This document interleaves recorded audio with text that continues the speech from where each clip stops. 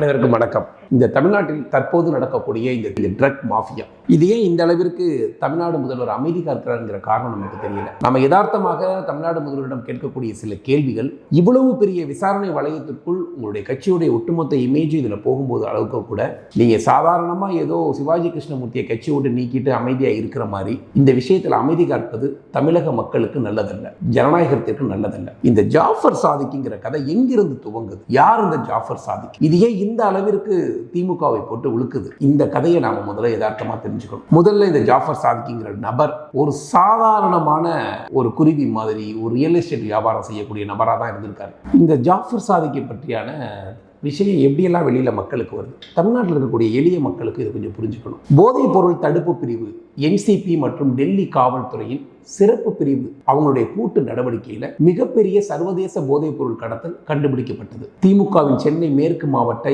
NRI பிரிவின் துணை அமைப்பாளர் ஜாஃபர் சாதிக் போதைப் பொருள் கும்பலின் மூளையாக விசாரணை மூலம் அவர் அடையாளம் காணப்படுறார். இது உண்மையிலே திமுகவுக்கு ஒரு பெரிய கலக்கத்தை ஏற்படுத்துது. எப்போதுமே சாதாரணமாக இருந்த திமுக இந்த முறை இந்த அச்சத்துக்கு உள்ளாகுது. ஏன்னா வெளியே மட்டும் சாதாரணமாக சலம்பிக்கிட்டு இருந்த இவங்க டெல்லியிலேருந்து எப்போது நம்ம மேலே விசாரணை வரும், வழக்கு வரணுங்கிற அளவிற்கு அச்சப்படும் அளவிற்கு இதில் நடந்த சம்பவங்கள் என்ன? தேர்தலுக்கு முந்தைய கருத்து கணிப்புகள்லாம் பார்த்தீங்கன்னா திமுகவுக்கு ஆதரவாக நம்பிக்கையாக இருந்த திமுக தற்போது ரொம்ப அச்சத்திலையும் கொஞ்சம் தடுமாற்றத்திலையும் இருக்கக்கூடியதை தமிழ்நாடு மக்களாகி நம்மளால் உணர முடியும்னு நினைக்கிறேன். என்ன நடந்துச்சு? பிப்ரவரி 15ஆம் தேதி என்சிபி மற்றும் டெல்லி போலீஸ் சிறப்பு பிரிவின் கூட்டுக்குழு 4 மாத கண்காணிப்புகளுக்கு பிறகு அங்கே எங்கேயோ ஒன்று அரெஸ்ட் பண்ணுறாங்க.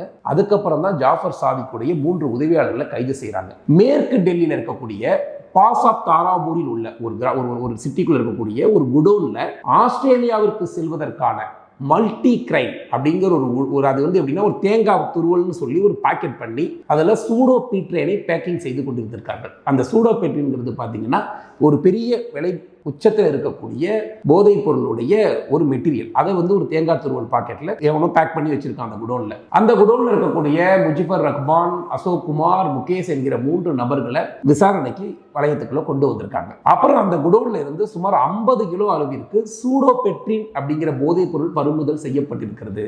இதுவரைக்கும் நமக்கு கொக்கைன் கேள்விப்பட்டிருக்கோம். நமக்கு தெரிஞ்ச விஷயங்கள்லாம் ரொம்ப சாதாரணமானதான். இந்த சூடோபெட்ரின் அப்படிங்கிறது என்னன்னா கிட்டத்தட்ட 1 கிலோவுடைய விலையை 1.5 கோடி ரூபாய்க்கு மேல விற்கிற அளவுக்கு இருக்கக்கூடிய செயற்கையாக தயாரிக்கப்படக்கூடிய போதைப் பொருள். இப்ப நம்ம கஞ்சா, அபீன் இதுவெல்லாம் வந்து இயற்கையாக எங்கேயோ பூமியில விளையுது. அதை சாப்பிடுவதற்கு நம்ம தடை பண்ணி வச்சிருக்கோம். ஆனா இந்த சூடோபெட்ரின் செயற்கையாக சில கெமிக்கல்ஸ்களை பயன்படுத்தி இதை ஒரு செட்டப்பா இது வந்து மிக மிக ஆபத்தான ஒரு மெட்டீரியலை கைது பண்ணியிருக்காங்க. இந்த விசாரணை எங்கடா போகுதுன்னு பார்த்தா டெல்லியில கைது செய்தவங்களுக்கும் இங்க இருக்கவங்களுக்கும் என்ன தொடர்புன்னு பார்த்தா நம்மளுடைய உதயநிதி ஸ்டாலினுக்கு ரொம்ப நெருக்கமான திமுகவுடைய சென்னை மேற்கு மாவட்டத்தினுடைய செயலாளர் சிற்றரசு. இதுக்கு முன்னாடி ஜே அன்பழகன்கிற மாவட்ட செயலாளர் இருந்த பொறுப்பை அவர் இறந்ததுக்கு பிறகு இந்த பதவியை சிற்றரசிற்கு நேரடியாக உதயநிதி ஸ்டாலின் கொடுக்கிறார். அப்ப என்னடா இந்த அளவிற்கு முக்கியத்துவம் சிற்றரசு இருக்குன்னு பார்த்தீங்கன்னா அந்த சிற்றரசுக்கு நெருக்கமான ஜாஃபர் சாதிக் தான் இதுல இருக்கிறாங்க அப்படிங்கிற செய்தி வந்திருக்கு. ஏன் ஜாஃபர் சாதிக் மேல இவ்வளவு தூரம் ஒரு விசாரணை வளையம் நடந்திருக்குன்னா கிட்டத்தட்ட இந்த 3 ஆண்டுகள்ல மட்டும் 45 முறை சரக்குகளை அனுப்பிச்சிருக்காரு. கிட்டத்தட்ட 3500 கிலோ சூடோபெட்ரின் இருந்து அதன் மதிப்பு ஒரு 2000 கோடி ரூபாய்க்கு மேல இந்த 45 முறை டிரான்சாக்ஷன் நடந்திருக்கு. மத்தியில் இருக்கக்கூடிய ஹோம் செக்ரட்டரிக்கு வந்த தகவல் படி என்சிபியா இருக்கட்டும், என்ஐயாக இருக்கட்டும், அமலாக்கத்துறையாக இருக்கட்டும், ஐபி உள்பட்ட அத்தனை நிறுவனங்களும் இந்த போதைப் பொருள் வளையத்தில் உள்ள வருமாறு எதற்காக இவ்வளவு அச்சத்தோட இந்த ஜாஃபர் சாதிக் வீட்டுக்கு ஒரு நோட்டீஸ் அனுப்புறாங்க.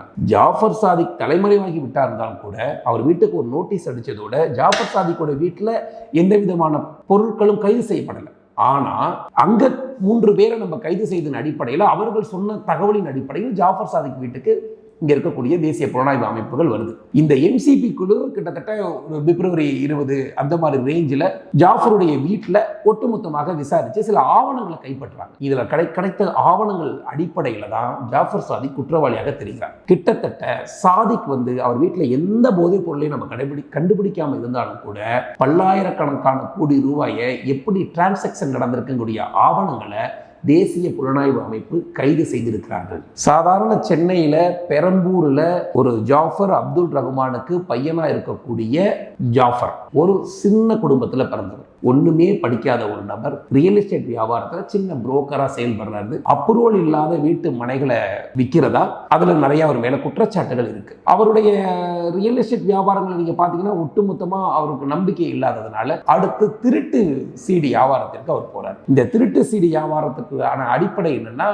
ஜக்குபாய்னு ஒரு படம் கூட சரத்குமார் நடிச்சு KS ரவிக்குமார் டைரக்ஷன்ல வந்த ஒரு படம். அந்த சினிமாவே அதுக்கு முன்னால் சூப்பர் ஸ்டார் ரஜினிகாந்த் நடிப்பதாக இருந்து உடல்நிலை சரியில்லாத காரணத்தினால சரத்குமார் அதுல போய் ஜக்குபாய்ங்கிற படத்தை நடிக்கிறாரு. அந்த படம் பல்லாயிரக்கணக்கான ஒரு பெரிய பொருள் செலவில் எடுக்கப்பட்ட அந்த படத்தை ரிலீஸ் பண்றதுக்கு முன்னாடியே இந்த திருட்டு விசிடிய வெளியிட்ட கும்பலின் தலைவனாகத்தான் இந்த ஜாஃபர் சாதிக் இருந்திருக்கார். அப்புறம் இந்த தொழில சிறைக்கு போயிட்டு வந்தவர் அப்புறம் குருவியா மாறுதல்னா நம்ம எல்லாருக்கும் தெரியும். வெளிநாடுகளில் போய் எலக்ட்ரானிக் பொருள் கொண்டு வந்து சேர்க்கிறது, சாராய பாட்டில் கொண்டு வந்து சேர்க்கிறது, அதுக்கப்புறம் தங்கம் கடத்துறது, இந்த மாதிரியான வேலைகளோடு போக போக அடிக்கடி வெளிநாட்டுக்கு போக போக இந்த போதைப் பொருள் வேர்ல்டு மாஃபியாக்களோடு இவருக்கு பழக்கம் ஏற்பட்டிருக்கு. இந்த பழக்கம் ஏற்பட்டது சாதாரண பழக்கமாக மட்டும் அவர்கிட்ட கிடையாது. அதற்கு பிறகு அவர்கிட்ட வந்த அதிகப்படியான பணம், இங்க கண்முன் தெரியாத அளவிற்கான இருக்கக்கூடிய பணம், அவருக்கு இருந்த சினிமாவுடைய ஆர்வம் அவரை இந்த அமீர் என்கிற நபரோடு தொடர்புபடுத்தப்பட்டிருக்கு. இந்த திரையுலகத்தின் மீது ரொம்ப ஆர்வம் கொண்ட இந்த ஜாஃபர் இந்த அமீர் கிட்ட எப்படி போய் சேர்றாருன்னா, தமிழ் திரைப்படத்துடைய முன்னாள் தயாரிப்பாளர் ஆதம் பாபா அப்படிங்கிற ஒரு நபரோட அவங்களுக்கு தொடர்பு கிடைக்குது. இந்த பாபாவும் ஒன்றும் சின்ன நபர் கிடையாது. தமிழ்நாடு அரசினுடைய நிலக்கரி இறக்குமதி செய்யும் ஒப்பந்தக்காரராக இருந்திருக்கார். அதாவது நாம ஒரு கரண்ட் தயாரிக்கிறோம்னா அதுக்கு நிலக்கரி வாங்கணும். அந்த நிலக்கரி வாங்கக்கூடிய ஒப்பந்தக்காரராக இருக்கக்கூடிய ஒரு நிறுவனத்தில் பதிவு செய்யப்பட்டவர் தான் இந்த பாபா. இந்த இயக்குனர் அமீர்கிட்ட வந்து இந்த பாபா தான் முதல்ல இந்த ஜாஃபரை அறிமுகப்படுத்தி வைக்கிறார். அதுக்கப்புறம் திமுகலையும் சரி சினிமா மக்கள் கிட்டையும் சரி இந்த ஜாஃபருக்கு பல கதவுகள் திறக்குது. சினிமாவில் ரொம்ப ஆழமா வேரூன்றிய இந்த ஜாஃபர் திமுகவுக்கு நெருக்கமான பல நட்புகள் அவருக்கு கிடைக்குது. கட்சிக்காரர்கள் தொடர்பில் அறிமுகமான அரசியலும் மற்றும் பாபா அமீர் மூலமா கிடைக்கக்கூடிய சினிமா நெட்வொர்க்கும் இவங்க வாழ்க்கையை ரொம்ப கவர்ச்சிகரமாக அதிக அளவிலான பணம் புழங்கக்கூடிய ஒரு துறையாகவும் ஒரு கவர்ச்சிகரமான மனிதராகவும் அப்புறம் அமீரோட சேர்ந்து பல தொழில்கள் செய்யக்கூடிய நிலையில கூட இவர் தமிழ்நாட்டு போன்ற வெளி மக்களுக்கு தெரிய வர்றார். இந்த சூழல் நடந்துகிட்டு இருக்கும்போது தான் 2019 ஜாஃபர் ஒரு சிறிய அளவிலான மருந்து வியாபாரத்தில் இறங்குறாங்க. இந்த பிரபலங்களுக்கு போதை பாட்டிகளுக்கு மாத்திரை கொடுக்கறது, மருந்து கொடுக்கறது, இது மாதிரியெல்லாம் இவர் மெட்டீரியல் கொடுக்கக்கூடிய நபராக இருந்திருக்காங்கன்னு உளவுத்துறை இவர்களை சந்தேகப்படுது. ஏன் இவங்க வந்து மருந்து தொழில் ஆரம்பிக்கணும் 2019 ரிஜிஸ்டர் பண்றாங்கன்னா, இவங்க தயாரிக்கக்கூடிய அந்த ஏற்கனவே நான் சொன்ன போதைப் பொருட்களை ஒரு மருந்து கம்பெனி மாதிரி பேக்கிங் பண்ணி பார்சல் பண்ணி அமைச்சுக்கிட்டு இருந்தா மக்களுக்கும் சரி உளவுத்துறைக்கும் சரி சந்தேகம் வராதுங்கிற அடிப்படையில் தான் இந்த மெட்டீரியல் தொழிலுக்கு போறாரு. வெளி உலகத்துல தன்னை ஒரு பெரிய ஆளா காட்டிக்கணும், தனக்கு எந்த பிரச்சனையும் வரக்கூடாதுங்கிறதுக்காக அரசியலையும் சினிமாலையும் பின்னாடி போறாரு. இதுல கூட நீங்க பாத்தீங்கன்னா இதற்கு முன்னால் நல்லா நீங்க கவனிக்கணும், இந்த சிற்றரசுக்கு முன்னால் ஜே அன்பழகன் இருக்கிறார். இந்த ஜே அன்பழகன் தயாரித்த படம் வந்து ஜெயம் ரவி வைத்து ஆதி பகவான் அப்படிங்கிற ஒரு படத்தை தயாரிக்கிறாங்க. இந்த படத்தை டைரக்ட் செய்தவர் அமீர். நல்லா கேட்டதுங்க, இந்த ஆதி பகவான் படத்தை டைரக்ட் செய்த அமீர் மூலமாக ஜே அன்பழகன் மூலமாக மெல்ல மெல்ல உதயநிதி ஸ்டாலினுக்கு அறிமுகமாகிறார் சாபர். இந்த ஜே அன்பழகனுக்கும் சிற்றரசிற்கும் அமீர், சிற்றரசு, ஜாஃபர் இவங்க 3 பேருக்கும் ஒரு நட்பு வட்டம் ஏற்படுது. அதன் அடிப்படையில் சிற்றரசு அவருக்கு ஒரு பதவி ஒன்று போட்டு தர்றாரு. சிற்றரசு மூலமாக தான் இவர் உதயநிதியிட்ட போய் நெருங்கி பழகி இருக்கிறாரு. உதயநிதி ஒரு ப்ரொடியூசரா பழகி இருக்கலாம், அவங்க போதைப் பொருள் தெரிந்து பழகினாங்களா தெரியாம பழகினாங்கிற விஷயங்கள்லாம் மர்மமாக இருந்தாலும் கூட இதை வெளிப்படையாக பதில் சொல்ல வேண்டிய கட்டாயத்தில் உதயநிதியுடைய குடும்பம் இருக்கிறது. இதை வச்சுக்கிட்டு தான் அவங்க மனைவி தயாரிக்கக்கூடிய சினிமாக்களுக்கு முதல் போடக்கூடிய வேலையெல்லாம் கூட இந்த ஜாஃபர் செய்ததாக வெளியில் இருக்கக்கூடிய பத்திரிகை செய்திகள்லாம் வந்துகிட்டு இருக்கு. அடிக்கடி பார்ட்டி நடத்துறது, அந்த பார்ட்டியில வந்து சிற்றரசு உதயநிதி எல்லாம் நிறைய அதிகம் கலந்து கொள்வதாக சூழல் இருந்ததாக உளவுத்துறை வந்து இதை வந்து பதிவு செய்யறாங்க. இந்த தனத்துக்கு அவர்கிட்ட இருந்தக்கூடிய இந்த கட்சி பதவியையும் உதயநிதி மூலம் இந்த சிற்றரசுடைய கான்டாக்ட், சிற்றரசு மூலம் உதயநிதி இந்த கான்டாக்ட் எல்லாம் வச்சுக்கிட்டு அவர் ஒரு பெரிய ஒரு அரசியலுடைய லட்சியத்தை அடைஞ்சிடலாம், நாம் ஒரு பாராளுமன்ற உறுப்பினர் ஆயிடலாம், நாம் ஒரு எம்எல்ஏ ஆயிடலாம், நம்ம வந்து நம்மளுடைய கருப்பு பணத்தெல்லாம் வெள்ளை பணம் ஆக்கிடலாங்கிற ஒரு பெரிய திட்டத்தில் தான் திமுகவோடு இந்த சதியில் ஜாஃபர் வந்து ஈடுபட்டிருக்கார். அவர் ரொம்ப திட்டமிட்டு ஒவ்வொரு ஸ்டெப் பை ஸ்டெப்பாக மிக ஆழமாக சினிமா அரசியல் ரெண்டையுமே போய் சேர்ந்திருக்கிறார். ஒவ்வொரு இடத்துலையும் தன்னுடைய அரசியலுடைய தொடர்பு காரணமாக, சினிமாவுடைய நெட்வொர்க் காரணமாக தன்னுடைய போதைப் பொருள் மாஃபியாவை மிகப்பெரிய அளவில் தமிழகத்தில் விரிவுபடுத்தி இருக்கிறதா உளவுத்துறை சந்தேகப்படுது. நாம சொல்லக்கூடிய ஒவ்வொரு செய்திகளுமே உளவுத்துறையிடமிருந்து சிந்தனையிலிருந்து வரக்கூடிய ஒரு தகவல். இது எல்லாவற்றுக்குமே ஜாஃபர் கைதாகும் போதுதான் இதோட இன்னும் உண்மைத்தன்மை யாருக்கெல்லாம் நேரடியாக தொடர்பு இருக்குங்கிறது நமக்கு தெரியும். சாதிக்கு இப்படி திமுகவோட டிராவல் பண்ணிட்டு இருக்கிறதுக்கு பிறகுதான் திமுக தமிழ்நாட்டில் ஒரு பெரிய ஆளுங்கட்சியா வருது. அப்புறம் இந்த திமுக ஆளுங்கட்சியா வரும்போது தமிழ்நாட்டில் ஒரு சிஎம் உடைய பையனோட தொடர்புல இருக்கக்கூடிய ஜாஃபருக்கு இந்தியா முழுவதும் இருக்கக்கூடிய போதை ஆசாமிகளுடைய நெட்வொர்க்ல ஒரு பெரிய மரியாதை கிடைக்குது. ஜாஃபர் ஒரு முடிவு பண்ணிட்டார், நான் வந்து ஒரு பெரிய தாவூத் மாதிரி மாறணும் அப்படின்னா திமுகவுடைய பின்புலம் நமக்கு முக்கியம், சினிமா பின்புலம் முக்கியங்கிற அடிப்படையில்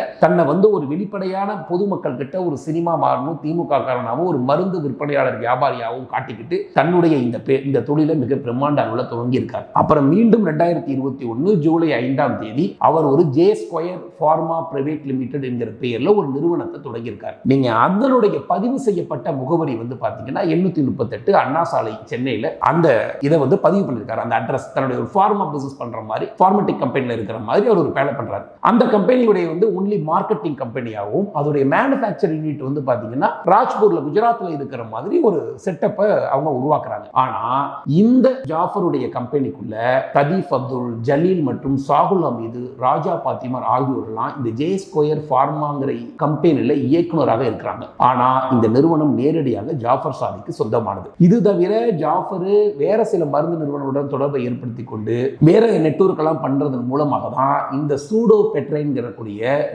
இதை வழங்குறதுக்கு வியாபாரம் செய்யறதுக்கு இந்த மருந்து வியாபாரம் உங்களுக்கு பின்புலமா இருந்திருக்கு. அப்புறம் ஜாஃபர் சாதிக்கு அடுத்த தன்னை வந்து டெவலப் பண்ணிக்கிறதுக்காக பல தானிய தூளை விற்கிறது, தேங்காய் ஏற்றுமதி தூள் தயாரிக்கிறேன், நீங்க தேங்காவுடைய துருவலை அப்படியே பவுடர் பண்ணி அதை தேங்காய் ஏற்றுமதி துருவலான அனுப்புறேங்கிற பேர்ல ஆஸ்திரேலியா, ஐரோப்பிய நாடுகளுக்கெல்லாம் இந்த சூடோபெட்ரைனை அனுப்பிச்சதாக ஏற்றுமதி செய்ய முடிந்ததாக உளவுத்துறை சொல்றாங்க.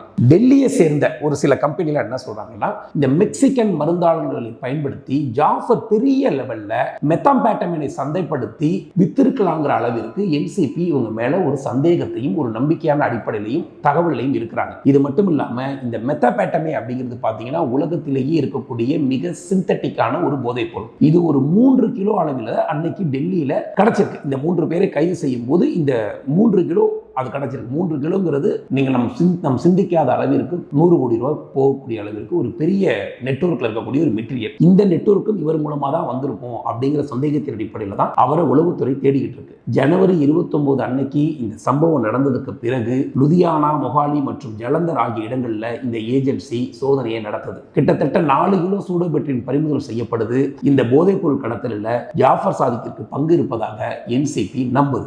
ஜனவரி 17க்கு அப்புறம் ஒரு ரகசிய தகவல் ஒன்று நடக்குது. என்சிபி டெல்லி பிரிவில் சுமார் 3 கிலோ மெத்தபெட்டின் கைப்பற்றியது மற்றும் நவம்பர் 23 இந்தியாவிற்கு வந்த 3 மெக்சிகன் வேதியாளர்களை கைது செய்தது.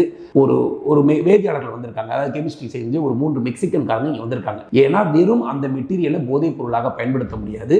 இந்த 3 பேரும் மெக்சிகோ மற்றும் இங்கிலாந்தில் இருந்து செயல்பட்டு அவர்களுக்கு உதவி இருக்கிறாங்க அப்படிங்கிற அடிப்படையில் உளவுத்துறை நம்புது. ஜனவரி 29 அன்று நடந்த இந்த சம்பவத்தை தொடர்ந்து கிட்டத்தட்ட நம்ம ஏஜென்சி லுதியானால இருந்து மொஹாலி வரைக்கும் பல இடங்கள்ல சோதனை நடத்த திரும்பவும் 4 கிலோ சூடோபெட்ரின் பறிமுதல் செய்யப்பட்டிருக்குது. இப்படி தொடர்ந்து பல இடங்கள்ல நாம சிந்திக்காத இடங்கள்ல இருந்தெல்லாம் கூட இந்த நெட்வொர்க் இந்தியா முழுவதும் பெரிய நெட்வொர்க்காக போயிட்டு இருந்திருக்கு. மேலும் ஜாஃபர்ல அடுத்தடுத்த கனெக்ஷனை போகும்போது மகாராஷ்டிரா போது, நாசிக் போது, சென்னை போது, கோயம்புத்தூர் போது, மதுரை போது, ராமநாதபுரம் வரைக்கும் நெட்வொர்க் ஒட்டுமொத்தமாக இப்ப ராமநாதபுரத்தில் பார்த்தீங்கன்னா நீங்க ஒரு 100 கிலோவுக்கு மேல கடந்த 2-3 நாட்களுக்கு முன்னால் கைது செய்யப்பட்டது. இது துபாய், மலேசியா, இலங்கை, ஈரான் மற்றும் எல்லா நாடுகளுக்கும் இவருடைய வர்த்தக தொடர்பு மிகப்பெரிய, அதாவது ராமநாதபுரத்தில் ஆரம்பித்து ஐரோப்பாவுடைய உச்சத்துக்கு போற அளவிற்கு மிகப்பெரிய தொடர்புகளை ஜாஃபருக்கு இந்த தொழில் மூலமாக தொடர்புகள் இருப்பதை தேசிய புலனாய்வு அமைப்பு உறுதியா நம்புகிறது. இந்த செய்திகள் எல்லாம் கேட்கும் போது இவ்வளவு பெரிய நெட்வொர்க்கோடு நாம் எதற்காக உதயநிதியுடைய ஸ்டாலினுடைய மனைவி அவங்க அடுத்த படத்தை இயக்க இருந்த ஒரு படத்தை கூட இன்வெஸ்டர் அவர் தான் இன்வெஸ்ட்மெண்ட் பண்றதா இருந்தாங்க. ஏன்னா இதை ஈடியும் எண்ணெயையும் கவனிச்சுட்டு வர்றாங்க. ஜாஃபர் சாதிக்குடைய ப்ரொடியூசர் கம்பெனியிலிருந்து உதயநிதியுடைய மனைவி, ஒரு நாட்டின் முதலமைச்சருடைய மருமகள், தன்னுடைய நிறுவனத்துக்கு ப்ரொடியூசரா இந்த பேக்ரவுண்ட் உள்ளவங்களை தெரிஞ்சு செஞ்சாங்களா, தெரியாம செஞ்சாங்களா? இது நிச்சயமா ஜாஃபர் சாதி கைது செய்யப்படும் போது இதற்கான உண்மை நிலைமை நமக்கு தெரியும். இது மட்டும் இல்லாம ஜனவரி மாசம் 2020 ராமநாதபுரம் மாவட்டத்தில் தமிழ்நாடு காவல்துறை 1 கோடி மதிப்புள்ள ஆம்பெட்டமைன், மெத்தாம்பேட்டமைன், ஹீரோயின் போன்றவற்றை ஒரு இதை கையில் வச்சிருந்த ஒரு 9 பேரை கைது செய்து இந்த போதைப் பொருள் எல்லாம் மீன்பிடி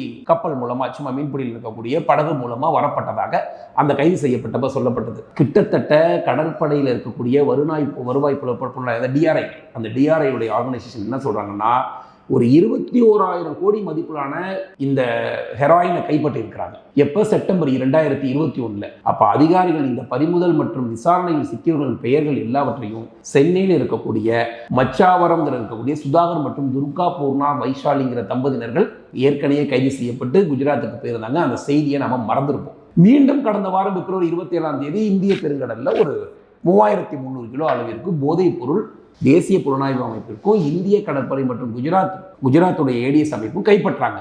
இதில் தான் முழுக்க அந்த அன்னைக்கு இருக்கக்கூடிய ஒரு இந்து நாளிதழில் என்சிபியுடைய துணை இயக்குனர் ஜெனரல் OFS ஞானேஸ்வர் சிங் முதலில் ஒரு வெளிநாட்டிலிருந்து பதிவு செய்யப்படாத மீன்பிடி கப்பல் 3000 கிலோவிற்கு அதிகமான போதைப் பொருளுடன் இந்திய கடல் எல்லைக்குள் நுழையும் என்கிற ரகசிய தகவல் கிடைத்தது அப்படிங்கிற செய்தியை வெளியிட்டிருந்தாங்க. தமிழகத்திலிருந்து வந்ததாக சந்தேகிக்கப்படக்கூடிய மீன்பிடி படகுக்கு செவ்வாய்க்கிழமை காலையில் 5 மணி முதல் 7 மணி வரை ஒரு குறிப்பிட்ட இடத்துல கடத்தல் பொருளை வழங்குவதாகவும் அந்த செய்தி வந்துச்சு. இந்த ரகசிய தகவலுடைய அடிப்படையில் தான் என்சிபியுடைய செயல்பாட்டு கிளை, கடற்படை மற்றும் குஜராத் பயங்கரவாத எதிர்ப்பு படை ஒட்டுமொத்தமாக ஒரு கூட்டு குழு ஒன்று அமைக்கப்பட்டு இதோடைய ஒட்டுமொத்த செட்டிங்கையும் தேடுறாங்க. இந்த கடற்படை கிட்டத்தட்ட பார்த்தீங்கன்னா நீண்ட தூர கடல் ரோந்து பண்ணுறாங்க. எல்லா இடங்கள்லையும் கடல் ரோந்து பண்ணி விமானம் மற்றும் பனி எல்லாத்தையும் போர்க்கப்பல்லாம் திரட்டி ஒட்டுமொத்தமாக அன்ற நாளில் மட்டும் இந்த போர்க்கப்பல் மூலமாக குஜராத் போர்பந்தருக்கு கொண்டு செல்லப்பட்டு அந்த மொத்தமாக 3000 கிலோ அளவுக்கு வச்சிருந்த போதைப் பொருளை குஜராத்லேருந்து கேட்சப் பண்ணுறாங்க. இதற்கு உளவுத்துறை பயங்கரமான வேலை செஞ்சிருக்கு. அதில் அடையாளம் எந்த விதமான ஐடி கார்டும் இல்லாமல் 5 ஃபாரினர்ஸ் கைது செய்யப்பட்டாங்க. இந்த போதைப் பொருள் கடத்திய படகுடன் செயற்கைக்கோள் தொலைபேசி, ஒரு ஆண்டனா இல்லாத நெட்வொர்க் இல்லாத ஒரு தொலைபேசியை 4 தொலைபேசி அங்கே கைப்பற்றிருக்கு. அதாவது ரிசீவர் மட்டும் இருக்கும், அந்த ஃபோனுக்கு நெட்வொர்க் தேவையில்லை, ஆனால் பேச முடியக்கூடிய அளவிற்கு ஒரு செயற்கை நுண்ணறிவு இருக்கக்கூடிய இது செஞ்சுருக்காங்க. இந்த மெட்டீரியல் எல்லாம் பார்த்தீங்கன்னா ராஸ் அவுத் புட் அண்ட் கோ பாகிஸ்தானில் தயாரிக்கப்பட்டதா அங்கே இருக்கக்கூடிய அந்த கைது செய்யப்பட்ட 5 பேரும் இந்த மருந்து பேக்கேஜ் இது நாங்கள் ஒன்றும் போதைப் பொருள் கிடையாது அப்படிங்கிற மாதிரி அவங்க தகவல்கள் பாகிஸ்தானில் தயாரிக்கப்பட்ட மருந்து கம்பெனியுடைய ப்ராடக்ட்டுங்கிற மாதிரி சொல்கிறாங்க. இது மாதிரி இந்த கடந்த 2 வருஷமாக பெரும்பாலான பெரிய போதைப் பொருள் கடத்தல்காரர்கள் நம்ம தமிழ்நாட்டோடு தொடர்பு கொண்டிருக்கின்றனர். இதை தமிழ்நாடு மக்களும் புரிந்து கொள்ள வேண்டும். சும்மா சாதாரணமான செய்தியாக இது கடந்து கொள்ளக்கூடிய செய்தி அல்ல. நீங்கள் 2021 மீண்டும் முந்த்ரா துறைமுகத்திலிருந்து அவங்களுடைய தேடுதல் வேட்டையை தொடங்கினா எல்லா கனெக்ஷன்ஸும் சென்னையில் வந்து நிற்குது. ஒரு மிகப்பெரிய ஹெராயின் போதைப் பொருள் மற்றும் ஒரு செட்டிங்கான ஒரு வேலை ஏற்கனவே ஒரு பழைய தம்பதி இருந்தாங்க. இவ்வளோ பெரிய செட்டப் சென்னையில் இருக்கிறதாக தமிழகத்தில் இருக்கக்கூடிய அரசுக்கு தெரியாமல் போனது மிக ஆபத்து. அப்போ எந்த அளவிற்கு தமிழகத்தில் உளவுத்துறை மோசமாக இருந்திருக்கு. ஏன்னா ஒவ்வொரு இடத்துலையும் இந்த போதைப் பொருள் சம்பந்தமாக உளவுத்துறையும் எண்ணையும் விசாரிக்கும் போது இந்த தொடர்பு எங்கே போய் நிற்கிதுனே தெரியல. யார் பாதுகாப்பு கொடுக்கிறார்கள், யார் பின்னால் இருக்கிறாங்க, எங்கேயுமே ஜாஃபர் சாதிக்குடைய பேர் மாற்றலை. இது ஒரு மிகப்பெரிய ஒரு அதிர்ச்சியான சம்பவம் என்னன்னா, சென்னையில் இந்த மெத்தை சப்ளை செய்யக்கூடிய ஜாஃபர் சாதிக்கு மெத்தையுடைய சப்ளை செய்யக்கூடிய ஒரு தொழிலாக பண்ணிட்டு இருக்காரு. அந்த மெத்தை செய்யக்கூடிய தொழிலில் இருக்கக்கூடிய அந்த தொழில் மூலமாகத்தான் இந்த கடத்தல் வேலை நடந்திருக்குமோங்கிறதையும் என்னையே சந்தேகிக்குது. அது இல்லாமல் பிரியாணி என்ற பெயரில் பிரியாணி விற்பனை நிலையங்களும் நடத்தியிருக்காங்க. அப்ப ஒரு ஹோட்டல் மூலமாக ஏதோ ஒரு நிறுவனங்கள், டெலிவரி நிறுவனங்கள் மூலமாக இந்த பிரியாணி மூலமாக இந்த மெட்டீரியல் போய் சேர்ந்திருக்குமோ அப்படிங்கிற அடிப்படையிலும் ஜாஃபர் சாதிக்கை என்னையே சந்தேகிக்குது. இந்த சங்கிலி தொடர் சாதாரணமாக இல்லாம வலசரவாக்கம், மூலக்கடை, நுங்கம்பாக்கம்னு எல்லா இடங்கள்லையும் இந்த பிரியாணி கடையுடைய கிளை இருக்கு. இந்த கிளை அனைத்தும் பார்த்தீங்கன்னா தெளிவா தெரியாத காரணத்தினால ஒரு 2-3 மாசத்துக்கு முன்னாடி இந்த கடைகள் எல்லாம் பிரியாணியை மூடியிருக்காங்க. ஏன்னா இந்த இஷ்யூ நடக்க போகிறது, இது எங்கேயோ ஒரு விபத்து நடந்திருக்குன்னு 3 மாதத்துக்கு முன்னாடி தெரிஞ்ச உடனே இந்த பிரியாணி கடைகள் ரகசியமாக தமிழ்நாட்டில் மூடப்பட்டிருக்கு. இந்த நுங்கம்பாக்கத்தில் உள்ள பிரியாணி விற்பனை நிலையம் கல்லூரியில் இருக்கக்கூடிய மாணவர்களுக்கு போதை சப்ளை செஞ்சிருப்பாங்களா? ஏன்னா ஒவ்வொரு இடங்கள்லையும் பெரிய கல்லூரிகள் இருக்கக்கூடிய இடத்துல தான் இந்த பிரியாணி கடை இருந்திருக்கு. அப்ப இந்த பிரியாணி கடைகள் மாணவர்களுக்கு சப்ளை செஞ்சிருப்பாங்கிற ஒரு கோணத்துல உளவுத்துறை ஒட்டுமொத்தமாக இந்த நெட்வொர்க்கை தேடிக்கிட்டு இருக்கு. நீங்க கண்டே பிடிக்க முடியல. எங்கேயோ ஒரு கடல்ல ஆள் தெரியாத ஒரு மீன்பிடி படகுல வந்தக்கூடிய மெத்தமீன் அந்த மாதிரியான ஒரு பொருட்கள் ஒரு மருந்து கம்பெனி வழியாக தமிழ்நாட்டிற்கு ஒரு பிரியாணி மூலமாக கொண்டு போய் சேர்க்கக்கூடிய அளவிற்கு எவ்வளவு பெரிய நெட்வொர்க் நடந்திருக்கு. இது ஜாஃபர் கைது செய்யப்படும் போது விசாரணைக்கு பிறகுதான் இந்த ஒட்டுமொத்தையான கதையும் தெரியும். இதுக்கு எல்லாவற்றிற்கும் ஏன் திமுக மீது இவ்வளவு பெரிய பலி வருதுன்னா, திமுக இதற்கு பின்னால் இவரை இவ்வளவு நாள் இவ்வளவு பெரிய நெட்வொர்க் இருக்கிறதுக்கு பிறகு தமிழ்நாட்டு முதலமைச்சரும் உதயநிதி குடும்பத்தாரும் இதுக்கு தமிழ்நாடு மக்கள்கிட்ட பதில் சொல்லணும். அதுக்கு அவங்க வந்து ஒரு தமிழ்நாடு முதலமைச்சர் இந்த கேள்விகளுக்கு பதில் சொல்லணும். ஏன்னா இது சாதாரண நெட்வொர்க் இல்லை. இந்த நெட்வொர்க் எங்கெங்கெல்லாம் சுற்றி வந்திருக்குங்கிறத தமிழ்நாடு மக்கள் யோசிங்க. போதைப்பொருள் கடத்தலுங்கிற தொழில் சாதாரணம் கிடையாது. இதில் சம்பாதிக்கப்படக்கூடிய ஒவ்வொரு ரூபாயும் பணக்கார வீட்டு குழந்தைங்க கொடுத்து அவங்களுடைய வாழ்க்கை ஆதாரம் போய் அந்த குழந்தைங்க ஒரு ஹோமாஸ்டேஜ் நிலைமையில இருந்தாலும் அந்த பணமெல்லாம் மீண்டும் இந்தியாவிற்கு எதிரான தீவிரவாதங்களுக்குத்தான் உள்ள வந்து சேருது. அதை முதலில் தமிழ்நாடு மக்கள் புரிஞ்சுக்கணும். நீங்கள் ஏதோ ஊழல் பண்ணுறீங்க, கட்ட பஞ்சாயத்து பண்ணீங்க, அடிதடி பண்ணீங்கிறது என்பது யாதோ ஒரு சில பேரை மட்டும்தான் பலி கொடுக்கும். ஆனால் இந்த போதைப்பொருள் நெட்வொர்க் என்பது ஒட்டுமொத்த நாட்டையுமே பலி கொடுத்தோம். அந்த அளவிற்கு ஆபத்தான ஒரு விஷயம். இது எல்லாருமே எங்கே போய் சேர்ந்துருக்குன்னா உயர்தரத்தில் இருக்கக்கூடிய நடுத்தர வர்க்கம் சமூகத்தில் தான் இந்த பொருளை கொண்டு போய் அவங்க விற்று போய் சேர்த்துருக்காங்க. இதுக்கு நிறைய பெண்களும் அடிமையாக இருக்காங்க. இதில் நிறைய மாணவர்கள், கல்லூரியில் படிக்கிறவங்க, சின்ன ஒரு 17-18 வயசு குழந்தைங்கள்லாம் கூட இதில் அடிக்ட் ஆகிருக்காங்க. அப்படிங்கிற அளவிற்கு இதை மிக தெளிவாக உளவுத்துறை சந்தேகிக்கிறது.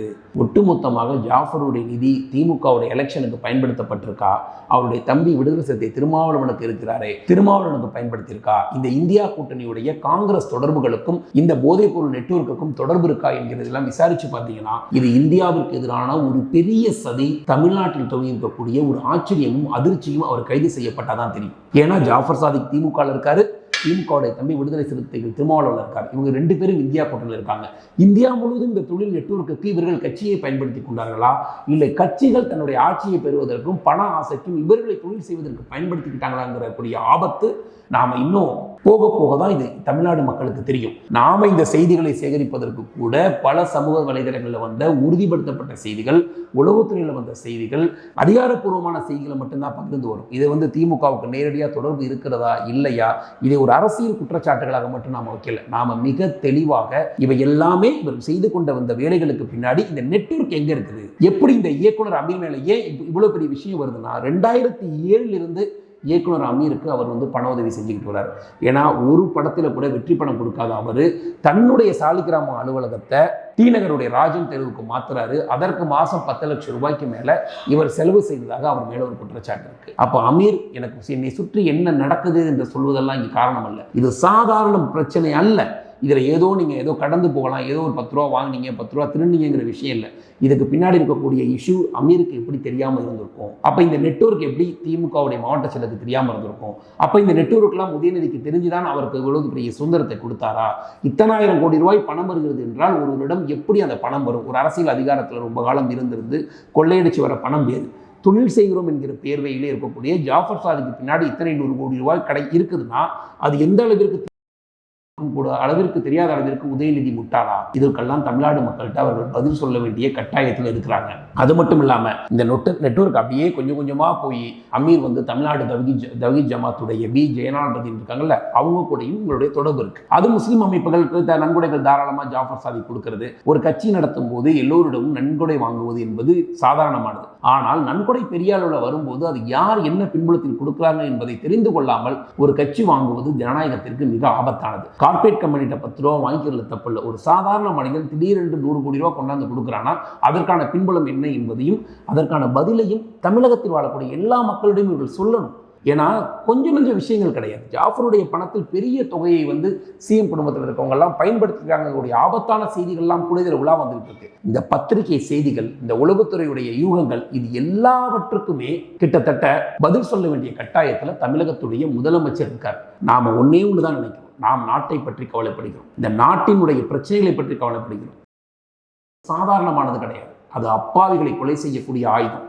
அதில் அப்பாவிகள் பலியாவார்கள். எந்த பெரிய பணக்கார பலியானது கிடையாது. அப்பாவிகள் பலியாவாங்க. இந்த இல்லாத கடந்த 10 ஆண்டு காலத்தில் இந்த நாட்டில் இந்த ஆட்சியை இவ்வளோ பர்ஃபெக்டாக நடத்திக்கிட்டு வரக்கூடிய பாரத பிரதமர் நரேந்திர மோடி இவ்வளவு பெரிய நெருக்கடிகள் கொடுத்ததுக்கு பிறகும் இவ்வளோ பெரிய நெட்வொர்க்குகள் பிடிபட்டு வருகிறது என்றால் இந்த போதைப்பொருள் சாம்ராஜ்யம் இந்தியாவிற்கு கிட்டத்தட்ட முடிவுக்கு வந்துருச்சு. நீங்கள் அடுத்த 10 ஆண்டு காலத்தில் ஒரு சின்ன போதைப்பொருள் கூட இல்லாத, ஏன்னா இது ஒரு நெட்வொர்க் ரொம்ப பெருசு. நம்ம சினிமா மாதிரி ஒரே நாளில் எல்லாவற்றையும் செய்துவிட முடியாது. இந்தியா முழுவதும் பாஜகவுடைய ஆட்சி இருந்தால் அதை நம்ம செய்ய முடியும். தமிழ்நாட்டில் இருக்கக்கூடிய ஆட்சி வேறு. நாம் ஒரு குற்றச்சாட்டை சொன்னால் கூட இந்த குற்றச்சாட்டுக்கு பின்னால் என்ன இருக்கிறது பதில் அவர்கள் சொல்ல வேண்டிய கட்டாயம் இருக்கிறது. ஆனால் இது எதற்குமே பதில் சொல்லாமல் இது ஒரு அரசியல் சண்டையாக கடந்து போவதில் திமுக மௌனம் காத்து இதை தமிழ்நாடு மக்கள் மறந்து போவார்கள் என்று நினைத்தீர்கள் என்றால் நிச்சயமாக திமுக புதைகுழியில் தள்ளப்படும். திமுகவுடைய தொண்டர்களுக்கு தெரியுமாங்கிறது எனக்கு தெரியாது. இவ்வளோ பெரிய நெட்வொர்க் பண்ணி தான் நீங்கள் ஆட்சி ஆகணுமா? இவ்வளோ பெரிய பின்புலத்தில் இருக்கக்கூடிய நபர்கள் எல்லாம் வச்சு தான் கட்சி நடத்தி கொண்டிருக்கணுமா? சாதாரண சலூன் கடைக்காரர்கிட்ட இருந்து துவங்கிய டீ கடையில் துவங்கிய இந்த கட்சி இன்னைக்கு போதைப் பொருள் கடத்தலுடையும் சாராயத்துடைய பின்புலத்தில் இருக்கவங்க, கஞ்சா பின்புலத்தில் இருக்கவங்களை வச்சு தான் சினிமா கட்சி நடத்தக்கூடிய நிலைக்கு இருக்குதுன்னா இந்த ஆபத்தை தமிழ்நாடு மக்கள் உணர வேண்டும். இந்த நெட்வொர்க் மெல்ல மெல்ல மெல்ல மெல்ல ஜாஃபர் சாதிக்கு என்னைக்கு கைது ஆகிறாரோ, கைது செய்யப்படும் போது தமிழ்நாடு மக்களுக்கு இன்னும் அதிர்ச்சியான செய்திகள் வரும். அதுவரை நாம் பொறுமையாக இருப்போம். இந்த பாராளுமன்ற தேர்தலில் திமுகவை தமிழ்நாடு மக்கள் துடை தெரியாவிட்டால் ஒட்டுமொத்த தமிழகமும் போதைப் பொருளுக்கு அடிமையான தேசமாக மாறக்கூடிய நிலைக்கு கூட தள்ளப்படும் என்பதை தமிழ்நாடு மக்கள் புரிந்து கொள்ளுங்கள். இந்த தேர்தல் சாதாரண தேர்தல் கிடையாது. இது தேசத்திற்கும் எதிரான, போதைப் பொருளுக்கு எதிரான, ஊழலுக்கு, வாரிசுக்கு எதிரான தமிழ்நாடு அரசியலில் அண்ணாமலை என்கிற ஒரு மனிதன் போராடி கொண்டிருக்கக்கூடிய களத்திற்கு ஒவ்வொரு இளைஞர்களும் பின்னால் இருக்க வேண்டும். சும்மா ஏதோ ஊழலை சண்டை போட்டு, தெருச்சண்டையை சண்டை போட்டு அரசியல் செய்யல.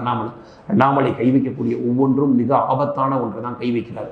அது அங்கிருந்து அவரோடு இருக்கக்கூடிய நாங்கள் எல்லோரும் மக்களுடைய நம்பிக்கை எங்கள் பின்னால் இருக்கும், மக்கள் எங்கள் பின்னால் இருப்பார்கள் என்ற துணிச்சலோடு உங்களோடு இந்த தமிழகம் என்றைக்குமே தேசிய சிந்தனையில் இருக்கக்கூடிய ஒரு மாநிலமாக, தமிழகம் இந்தியாவினுடைய சிறந்த தொழில் மாநிலமாக, அமைதி பூங்காவாக இருக்க வேண்டும் என்கிற நோக்கத்தில் தான் இந்த இவ்வளோ பெரிய டீட்டெயில்டே உங்ககிட்ட பேசுகிறோம். தமிழ்நாடு மக்கள் தயவு செய்து இந்த தேர்தலை தேசியவாதத்திற்குமான தேர்தலாக நினைத்து தமிழகம் முழுவதும் நிற்கக்கூடிய பாரதிய ஜனதா கட்சிக்கு உங்கள் வாக்குகளை அளிக்கணும்னு தாழ்மையாக கேட்டுக்கிறேன். விரைவில் ஜாஃபர் சாதி கைது செய்யப்படுவார். கைது செய்யப்படும் போது இந்த ஆபத்துகள், இருக்கக்கூடிய ஒட்டுமொத்த அபாயங்களும், இந்த திமுகவுடைய பின்புலங்களும் எது உண்மையோ அந்த உண்மை வெளிப்படும். எந்த விதமான வெறும் ஏதோ திமுக மேலே சாற்றணும், பறை சாற்றணும், ஒரு விஷயத்தை கொண்டு போய் சேர்க்கணுங்கிற நோக்கத்தோடு இந்த கருத்துக்கள் எதுவுமே பதிவு செய்யப்படலை. நடந்த விஷயங்களை சொல்லியிருக்கோம். இதில் எங்கேயும் அமீர் மேலே ஒரு சாயத்தை பூசணும், திமுக மேலே, இது அதெல்லாம் இங்கே நோக்கம் கிடையாது. உண்மை என்னவோ உண்மையை தமிழ்நாடு மக்களில் சொல்ல வேண்டிய கட்டாயத்தில் திமுகவுடைய தமிழக முதலமைச்சர் ஸ்டாலின் இருக்கிறார். 9 கோடி மக்களுக்கும், நான் உட்பட நீங்கள் தான் எங்களுக்கு முதல்வர், ஒரு குடும்பத்தின் பெரிய தலைவனாக, பொறுப்புள்ள மனிதனாக இதற்கான ஒட்டுமொத்த விளக்கத்தையும் நீங்கள், உங்களுக்கு இதில் தொடர்பு இல்லை, எந்த விதமான தொடர்புகளும் பண பரிமாற்றமும் இல்லை என்கிற உண்மையை நீங்கள் தமிழ்நாடு மக்கள்கிட்ட சொல்லணுங்கிறத ஒரு சாதாரண எளிய வாக்காளர் கேட்டுக்கொள்கிறோம். நன்றி, வணக்கம்.